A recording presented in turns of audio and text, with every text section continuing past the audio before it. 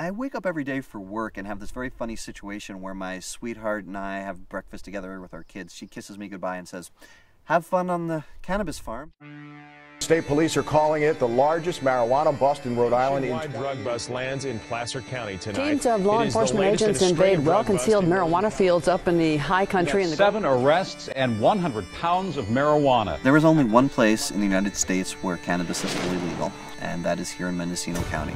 It's such a remarkable place. There's a reason why everything from wine to cannabis to raspberries grows well here, and it breeds remarkably weird and fantastic people.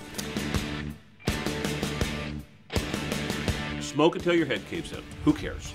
I really have a hard time with accepting their lot, so they've made me a target a few times. Just learned to keep an open mind and started smoking pot.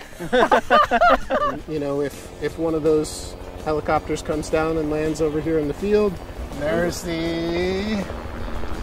a local plane. I'm Doug Fine. I'm an author. My most recent book was called Farewell My Subaru, and for the follow-up to that book, I took the journalism that I've done from 5 continents and picked the place on the map where the 40-year drug war was over. There is an ordinance here called 9.31 where the sheriff issues zip ties to permitted cannabis growers. They pay a fee, they get a permit, they're safe from arrest, they grow medicine. We had a problem. Mendocino Sheriff Tom Allman. I am not an advocate for marijuana. I'm not an opponent against marijuana.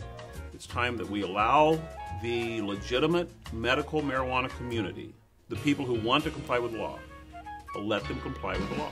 Basically, they're going to count how many we have, and then we're going to be able to purchase 99 zip ties, and then they're going to ask us to put those, you know, above the first branch on. George is an organic gardener first and foremost. This is a guy who's just trying to do things by the book. I would have never even considered growing 99 plants if it weren't for the sheriff. Here in Mendocino County, if a grower forms a collective, he or she can grow up to 99 plants that are permitted and zip-tied. On the federal level, 100 plants is the number at which a federal sentencing minimum kicks in for conspiracy. Are these guard ducks?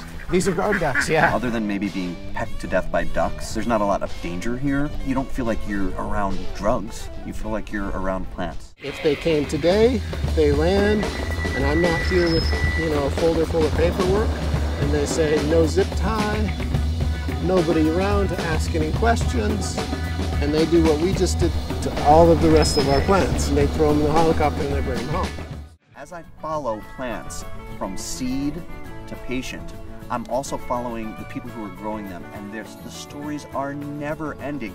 But really, I'm interested to see, will this work? In 10 or 15 years, I think I might be looking back on this time in Mendocino County and saying, this is when the drug war ended. This is what the future of cannabis in America looks like.